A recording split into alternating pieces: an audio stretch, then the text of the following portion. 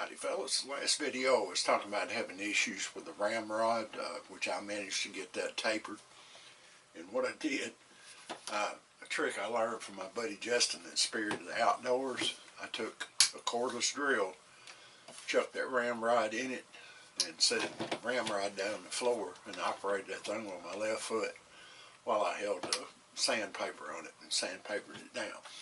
Okay, so the next step was doing the ramrods, ramrod thimbles, ramrod pipes, and I just taped these on up here because they looked like it was going to be pretty good. I was having an issue with this one back here.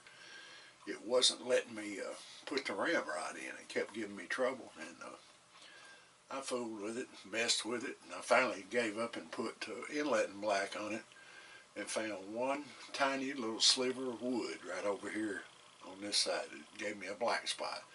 So I cut that off, and everything seems to be working fine now. So next thing I'll do is I'm going to cheat a little bit. You probably shouldn't go ahead and pin the ramrods on there before you, well, they're not really in the way of the wood for one thing.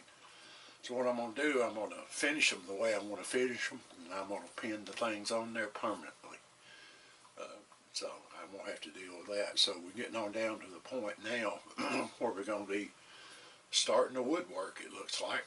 I've got some proud spots on it that I'm going to have to take down, and just the general sanding and everything. So we're slowly but surely getting there.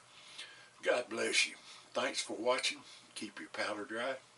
Mind your top knot, Pilgrim.